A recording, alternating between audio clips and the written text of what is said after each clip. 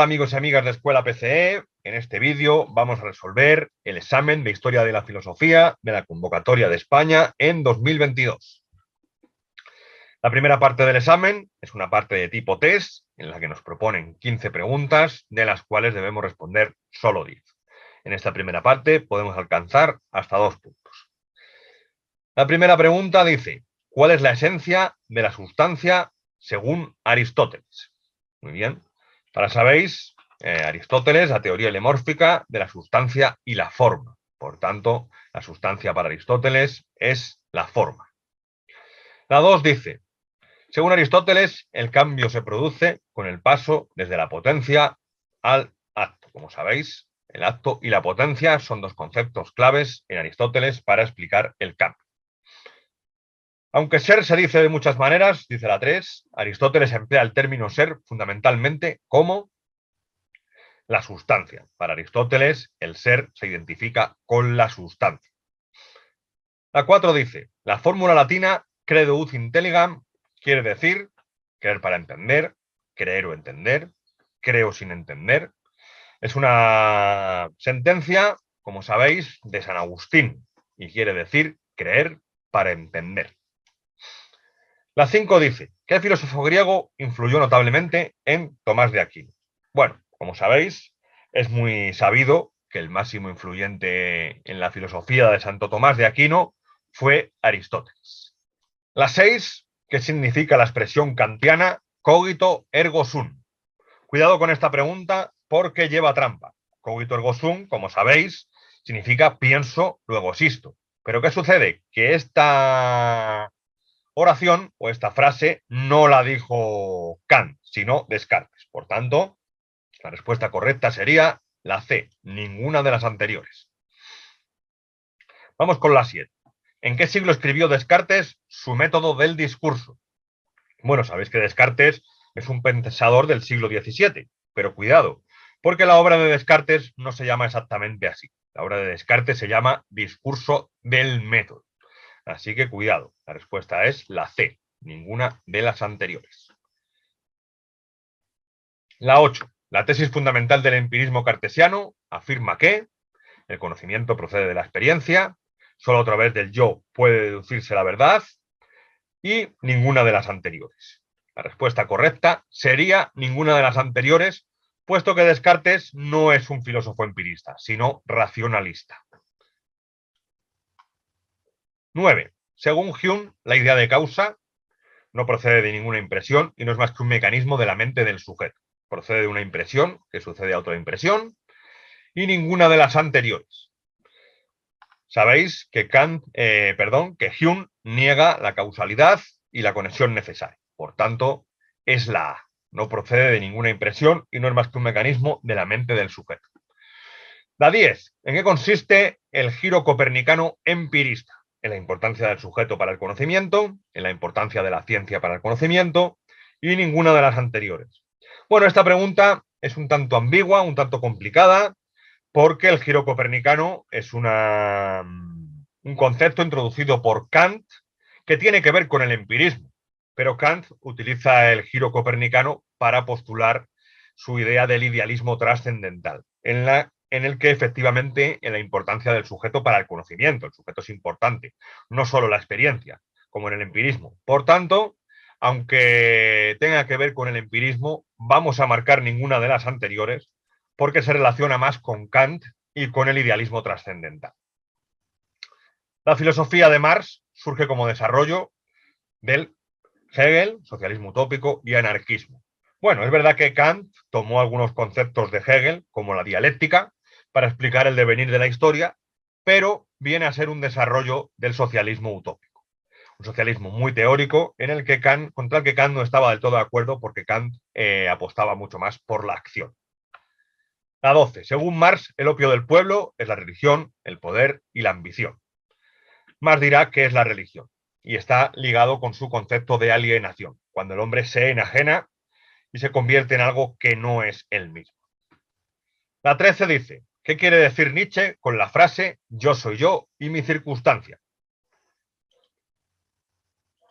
La respuesta puede ser que yo soy yo y mi voluntad de poder, que yo soy mi voluntad de poder, que el yo se constituye en su realidad circundante o ninguna de las anteriores. Cuidado aquí también, porque esta frase no es de Nietzsche. Esta frase, yo soy yo y mi circunstancia, es de Ortega y Gasset. Por tanto, ninguna de las anteriores. La 14 dice, Ortega y Gasset sostienen la teoría de el perspectivismo, el objetivismo y ninguna de las anteriores. Es verdad que Ortega pasó por una etapa objetivista, pero finalmente se decantó por el perspectivismo y dijo que el conjunto de la realidad se basa en todas las perspectivas o puntos de vista de cada individuo. Por último, la 15, Nietzsche afirma que el espíritu humano se puede transformar en camello, león y niño, camello, niño y águila, y ninguna de las anteriores. Bueno, como sabemos, esto lo explicó Nietzsche en su libro, en su obra Así habló Zaratustra. Y la respuesta es la A. Son las transformaciones del espíritu humano que tienen que sucederse para al final crear un ser que rompe con la moral anterior, con la moral tradicional, y acaba convirtiéndose en el superhombre. Todo gira en torno, en Nietzsche, a la idea del superhombre. En la segunda parte del examen se nos propone un comentario de texto, se ofrecen 2 fragmentos para comentario y tenemos que escoger solo uno de ellos. La opción A dice así. Es necesario, entonces, que examines estas cosas y que aquellos que sobresalgan en los estudios, en la guerra y en las demás cosas prescritas, una vez que hayan pasado los 30 años, a estos a su vez los seleccionamos entre los antes escogidos, instituyéndoles honores mayores y examinando, al probarlos mediante el poder dialéctico, quién es capaz de prescindir de los ojos y de los demás sentidos y marchar acompañado de la verdad, hacia lo que es en sí, hacia lo que es en sí. Platón, La República, libro 7. La primera cuestión que se nos propone es, resume la idea o ideas principales del texto, hasta 2 puntos. El texto es un fragmento del filósofo ateniense del siglo V a.C., de su obra La República. En este, Platón se plantea el problema filosófico de la política y quiénes son los más aptos para gobernar la ciudad. En este sentido, dirá que los más adecuados para ejercer el gobierno son aquellos hombres que hayan cumplido los 30 años y destaquen en los estudios, en la guerra y en otras disciplinas. También dirá que esta selección debe hacerse de un modo dialéctico, es decir, que hay que guiarse por la razón para elegir a los gobernantes y no dejarse engañar por los sentidos. Del mismo modo, los candidatos también deben ser racionales y buscar la verdad o lo que las cosas son en sí mismas. El texto se relaciona con el concepto platónico del rey filósofo. La segunda cuestión que se nos plantea sobre el texto es relacione las ideas del texto con otras ideas de la filosofía del autor. Hasta 3 puntos podemos conseguir. El fragmento propuesto, como hemos visto, trata la cuestión política. Para Platón, en política, al igual que en la ética, dirá que hay que obrar con justicia y que para lograrlo las diferentes partes del alma deben actuar según su función y no interferir en la acción de las demás. Lo mismo debe suceder en la polis, en la ciudad, para lograr la felicidad colectiva. Al igual que el alma, la polis está dividida en diferentes partes o estamentos, los gobernantes, artesanos y comerciantes. Y para lograr la justicia, cada estamento debe conocer sus funciones y desempeñarlas del mejor modo posible, sin perjudicar o entrometerse en las funciones de los demás estamentos. Solo actuando de este modo y obrando con justicia podrá alcanzarse la felicidad colectivamente. En este sentido, Platón analizará las diferentes formas de gobierno en busca de la mejor. De este modo afirmó que el gobierno ideal se producirá cuando gobiernen los filósofos, los reyes filósofos, por considerarlos los más preparados, ya que habían dedicado la mayor parte de su vida al estudio y por ello eran los que mejor conocían la polis y podrían traer el bien y la justicia. Además dice que estos no deberían tener propiedades ni familia para así poder dedicarse exclusivamente a las actividades políticas. Para comprender mejor el pensamiento del autor, lo primero que haremos será explicar la concepción de la realidad que tenía Platón y su concepción del ser humano. De este modo podremos comprender mejor el texto y la filosofía platónica. Platón tendrá una visión dual de la realidad, es decir, la divide en 2. Por un lado estaría el mundo inteligible o mundo de las ideas, y por otro lado estaría el mundo sensible. El mundo inteligible es para Platón lo máximamente real, siendo este inmaterial. Este mundo de las ideas, o hiperuránio, contiene todas las esencias de las cosas, las ideas o modelos de todas las cosas que existen.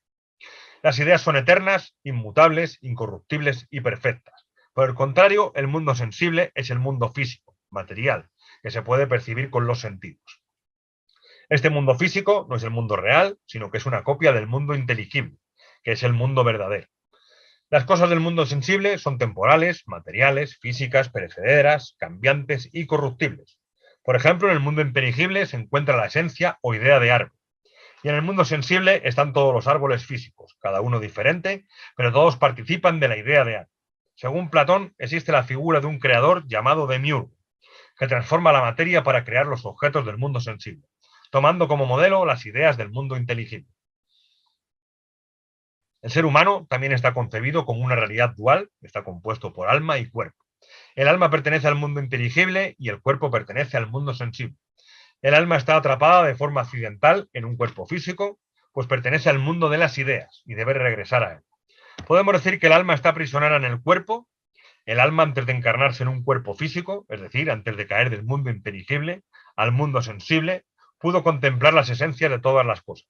Pero al nacer con un cuerpo material, olvidó este conocimiento. Esta es la explicación de por qué para Platón el conocimiento consiste en recordar. Esto se conoce como anámnesis. La anámnesis es el acceso al conocimiento que realiza el alma por medio del recuerdo de las esencias del mundo inteligible.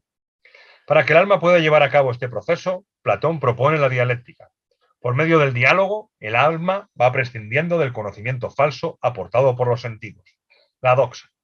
Así podrá ir accediendo progresivamente al conocimiento verdadero, a la episteme. En este sentido, para Platón, el alma será concebida como principio de conocimiento y puede dividirse en tres partes: racional, irascible y concupiscible. La parte racional será la más importante, es la parte del alma que puede conocer la verdadera realidad y además es la encargada de gobernar a las otras dos partes. En una versión posterior, Platón dirá que esta parte es la única que es alma propiamente dicha y se ubica en la cabeza.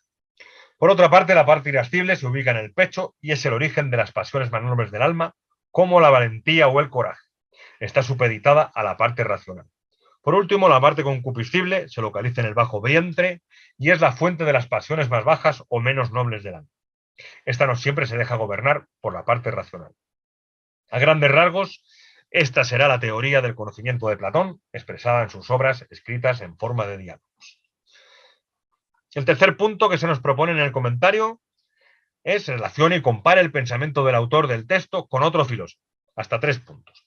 En este sentido, podemos decir que Platón, junto con Sócrates y Aristóteles, será considerado como uno de los pilares principales de la historia del pensamiento, de la filosofía. Sus escritos serán traducidos a varias lenguas y estudiados en diferentes lugares y momentos de la historia. Prácticamente todos los filósofos de la historia serán influenciados por su obra. Algunos de los más evidentes serán San Agustín de Hipona, Descartes o Nietzsche. Este último será muy crítico. San Agustín en el siglo IV después de Cristo estuvo muy influenciado por el pensamiento de Platón, heredó el dualismo del alma y del cuerpo que conforman la esencia humana. Para Agustín el cuerpo es una entidad física, material y corruptible, y el alma es una entidad inmaterial, inmortal e inmutable. San Agustín dividió el alma en razón inferior y razón superior. La razón inferior es aquella que tiene como objeto el conocimiento del mundo sensible. Este no es un conocimiento verdadero. Por el contrario, la razón superior es aquella que tiene acceso al verdadero conocimiento, al conocimiento inteligible, es decir, el que procede de Dios, el verdadero conocimiento. También su doctrina de la iluminación está claramente inspirada en la filosofía de Platón. En este sentido, nos dirá que el conocimiento sensible no es el verdadero conocimiento, ya que las cosas del mundo sensible y nuestros propios sentidos son cambiantes. El verdadero conocimiento es el que percibe el alma al conocer los axiomas o las matemáticas, que son verdades inmutables, eternas y necesarias. Estas verdades son semejantes a las ideas platónicas, pero en este caso no están en el mundo inteligible, sino en la mente de Dios. Estas ideas solo pueden conocerse a través de la revelación divina. Es Dios mismo quien se las revela al hombre. El filósofo francés del siglo XVII, René Descartes, al igual que hiciera Platón, concibe al ser humano con una naturaleza dual. Por un lado estaría la res extensa y por otro la res cogitans. La res extensa es la cosa que ocupa un espacio, es decir, el cuerpo. Por otro lado, la res cogitans o res pensante es aquella parte, sustancia o cosa que no ocupa un espacio. Esto es, el alma o la mente. El cuerpo ocupa un espacio, pero no es consciente. El alma no ocupa un espacio y es consciente. Ambas sustancias o res son independientes y pueden actuar sin interaccionar la una con la otra. Descartes dirá que la glándula pineal es un órgano que comunica la res extensa y la res cogitans. Estas dos sustancias fueron creadas por la res infinita que es Dios. El filósofo alemán del siglo XIX, Friedrich Nietzsche, será muy duro con la cultura occidental, defendiendo que ésta está podrida desde su mismo nacimiento en la Grecia clásica, desde Sócrates y Platón, pues afirma que estos negaron una de las partes más importantes que constituyen al ser humano, el cuerpo, la parte vital biológica. Arremete contra la historia, la filosofía, la moral y la religión europeas. La crítica que hace de la religión católica se basa en que esta es una reinterpretación del pensamiento platónico adaptado a la doctrina cristiana, sobre todo la realizada por el filósofo medieval San Agustín de Hipona. Tanto los platónicos como los cristianos niegan el cuerpo y desprecian la vida. En cambio, Nietzsche desarrollará una filosofía vitalista. La segunda opción que se nos propone como texto para comentar dice así: el vivir se hace siempre desde o sobre ciertos supuestos, que son como el suelo en el que para vivir nos apoyamos o de que partimos. Y esto es en todos los órdenes, en ciencia como en moral y política como en arte. Toda idea es pensada y todo cuadro es pintado desde ciertas suposiciones o convenciones tan básicas, tan de clavo pasado para el que pensó la idea o pintó el cuadro, que ni siquiera repara en ellas y por lo mismo no las introduce en su idea ni en su cuadro. No las hallamos allí puestas, sino precisamente supuestas, y como dejadas a la espalda. Por eso, a veces no entendemos una idea o un cuadro. Nos falta la palabra del enigma, la clave de la secreta convención. Y como repito, cada época, voy a precisar más, cada generación parte de supuestos más o menos distintos. Quiere decirse que el sistema de las verdades y de los valores estéticos, morales, políticos, religiosos, tienen inexorablemente una dimensión histórica. Son relativos a una cierta cronología vital humana. Valen para ciertos hombres nada más. La verdad es histórica. ¿Cómo, no obstante, puede y tiene que pretender la verdad ser sobrehistórica, sin relatividades, absoluta? Es la gran cuestión. Muchos de ustedes saben ya que para mí el resolver dentro de lo posible esa cuestión constituye el tema de nuestro tiempo. José Ortega y Gasset, ¿qué es filosofía? Bueno, en cuanto a la primera cuestión, resume la idea o ideas principales del texto. Podemos decir que en este texto Ortega y Gasset, reconocido filósofo español que perteneció a la generación del 14 junto a otros literatos, se plantea el problema filosófico del conocimiento y trata de responder presentando su idea de la razón como experiencia y la realidad vital suprema. Considera la vida y la verdad como algo histórico, inmerso en el tiempo. De este modo se entendería que cada generación tiene concepciones diferentes de la realidad. Por eso al contemplar una obra de arte o una teoría científica nos cuesta comprender, porque estas son producto de su tiempo y no podemos comprender los códigos de la época en la que fueron creadas. Ortega dice que la verdad tiene que ser sobrehistórica, es decir, no estar sujeta a las convenciones cambiantes con el tiempo y la época. Dirá que su objetivo filosófico es resolver este problema de la atemporalidad o sobrehistoria de la verdad. ¿Puede este problema? Afirma, este problema, afirma, es el tema de nuestro tiempo. La segunda cuestión relaciona las ideas del texto con otras ideas de la filosofía del autor. Primero relacionaremos el texto con el pensamiento del autor diciendo que para Ortega la filosofía nace de la utilidad. Es una necesidad del intelecto humano que tiene como objetivo el desvelamiento de la realidad. Siguiendo la línea del método cartesiano, el filósofo se plantea la posibilidad de hallar algo que nos es dado de tal forma que no albergue ninguna posibilidad de duda, es decir, una realidad indudable. Llega a la conclusión de que esa realidad que escapa a toda duda no es la conciencia, pero tampoco es el mundo objetivo, sino que la realidad última y verdadera es la vida particular de cada individuo. El filosofar es una manifestación de la vida misma, una acción vital. Vivir es un encontrarse con el mundo, con las experiencias propias del camino vital. En este sentido afirmará: yo consisto en ocuparme con lo que hay en el mundo, y el mundo consiste en todo aquello de que me ocupo y en nada más. Ortega dirá, siguiendo en cierto sentido la filosofía existencialista, que debemos vivir para una finalidad, y para alcanzar esta debemos desde nuestra libertad buscar un proyecto de vida. Así añadirá: si nuestra vida consiste en decidir lo que vamos a hacer, quiere decir que en la raíz misma de nuestra vida hay un atributo temporal. La vida es futurización. Aunque vivamos en función de una finalidad o proyecto, debemos asumir nuestra temporalidad limitada y además asumir nuestra circunstancia. La circunstancia es aquello que constituye el fundamento de la vida. Nada puede existir sin ella y condiciona de algún modo nuestra vida. Por eso, la vida humana es una imposición. El hombre se halla lanzado a la vida en un mundo que no ha elegido y que en esencia no puede cambiar el orden del mundo. Aquí podemos citar la conocida sentencia del filósofo madrileño Yo soy yo y mi circunstancia. Pero esta frase no termina aquí. Continuaría del siguiente modo. Si no la salvo a ella, no me salvo yo. La circunstancia es todo aquello que no soy yo mismo, pero que de algún modo condiciona lo que soy, las creencias, la sociedad, el físico. Si hablamos del pensamiento de Ortega y Gasset, necesariamente tenemos que hablar de la razón vital. Ortega defiende este concepto para superar la oposición entre racionalismo y vitalismo. Dirá que el racionalismo no es totalmente válido, porque se termina acotando y limitando demasiado la realidad. A su vez, el vitalismo por sí mismo tampoco le convence, porque este, al dar plenitud a la vida, termina por excluir la razón. La razón vital es la condición necesaria para el conocimiento. Esta actúa desde el sujeto con su circunstancia, enmarcado en una realidad social e histórica. La razón vital está unida a la vida del ser humano en su devenir histórico. El hombre, más que una naturaleza, tiene una historia. Su vida no está predestinada por su esencia, sino que se va construyendo en la esfera temporal.